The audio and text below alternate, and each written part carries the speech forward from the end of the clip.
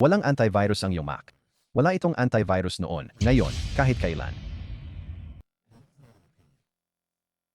Noong katapusan ng Mayo, may natuklasang bagong Mac malware campaign na tinatawag na Reaper. Kumakalat ito sa pamamagitan ng mga peking software installer. Kapag pinatakbo mo ito, kinukuha nito ang iyong browser data, mga dokumento, at crypto wallets. At hindi ito napigilan ng built-in na proteksyon ng Apple. Mabilis na paalala, may mga affiliate links sa ibaba ng video na ito. Kung bibili ka sa pamamagitan nila, kumikita ako ng komisyon, ikaw ay magbabayad ng parehong halaga. Kaya naman, magiging particular ako sa video na ito. Sa katapusan, malalaman mo kung aling antivirus ang nakakuha ng 100% sa pinakabagong independenteng Mac test. Malalaman mo kung bakit nag-aalok ng iba't ibang diskwento ang bawat video sa parehong software. At malalaman mo ang isang bagay tungkol sa Bitdefender na dapat mong marinig bago bumili, hindi pagkatapos. Ito ang aktwal na ibinibigay sa iyo ng macOS. At ang Xprotect ay nag-scan ng mga malware signature na kilala na ng Apple. Tinitingnan ng gatekeeper kung ang app ay nilagdaan ng developer na pinagkakatiwalaan ng Apple. Pareho itong tunay na magaling. Parehong ginagawa ang trabaho nila. Pero pansinin ang pagkakatulad nila. Hinaharang nila ang kilalang banta. Hindi sinira ng Reaper ang mga layer. Dumaan lang kasi ikaw ang nag-install. Hindi yan problema sa virus. Problema yan sa social engineering. At yan ang gap na walang pinag-uusapan. Iwasan ang marketing. Tignan ang mga eksperto. Dalawang lab ang mahalaga rito. AV test at AV comparatives. Wala silang binibentang antivirus. Noong Marso 2026, perpektong 6 sa 6 ang score ng Bitdefender sa proteksyon. Noong Hunyo, naglabas ang AV comparatives ng Mac test sa macOS Tile. Na-detect ng Bitdefender ang 100% ng malware at nakuha ang kanilang sertipikasyon. Ang 100% sa lab ay hindi garantiya na walang makakalusot sa iyo. Walang security software ang makakapangako niyan, kasinungalingan yan. Sinasabi nito na ang detection engine nito ay tunay na nasa pinakataas ng larangan ngayon. Ngayon, ito na ang nakakainis sa akin.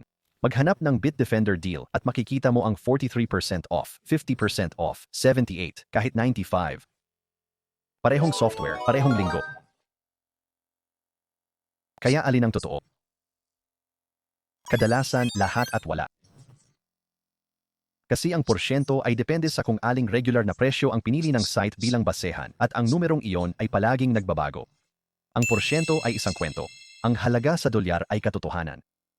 Kaya sa halip na bigyan ka ng numero, ang link ko sa ibaba ay nagpapakita ng tunay na presyong babayaran mo ngayon bago ka maglagay ng card. Tingnan mo, ikumpara, at kung hindi mas maganda kaysa sa makita mo sa ibang lugar, huwag itong gamitin. Seryoso. Okay, yung bagay na sinabi kong dapat mong marinig bago bumili? Basahin ang mga 1-star review ng Bitdefender at mabilis na makikita ang isang pattern. Halos wala sa kanila ang tungkol sa pagpalya ng proteksyon. Tungkol sa billing ang mga ito. Mga auto-renewal charge na hindi inaasahan ng mga tao sa mas mataas na presyo kaysa sa unang taon. Iyon ang tunay na reklamo at hindi ko itatago iyon. Dalawa pang limitasyon na dapat malaman. Walang naka-schedule na pag-scan at walang sariling firewall. Umaasa ito sa macOS firewall.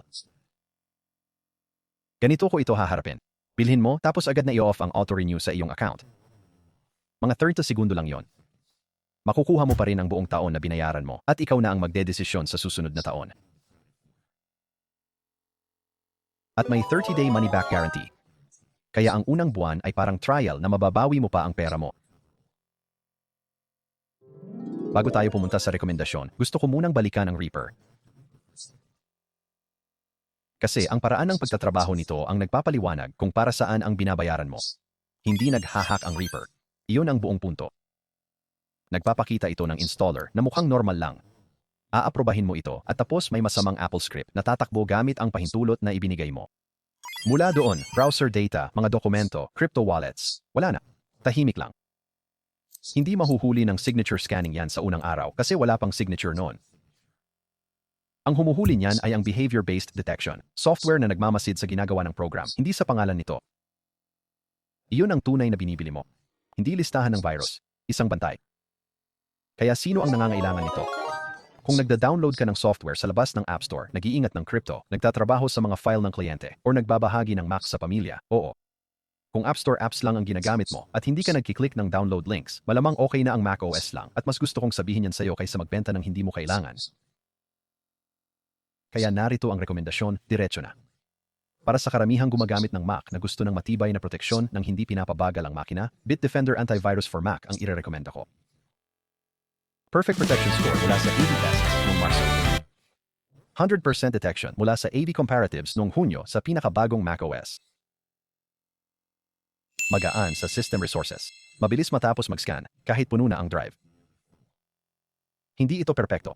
Ang billing experience ay mahina at ngayon alam mo na kung paano ito ayusin sa loob ng 30 segundo. Iyon ang totoong bersyon. Malakas na engine, mediocre na billing practices, tunay na refund window. Kaya ito na ang sasabihin ko.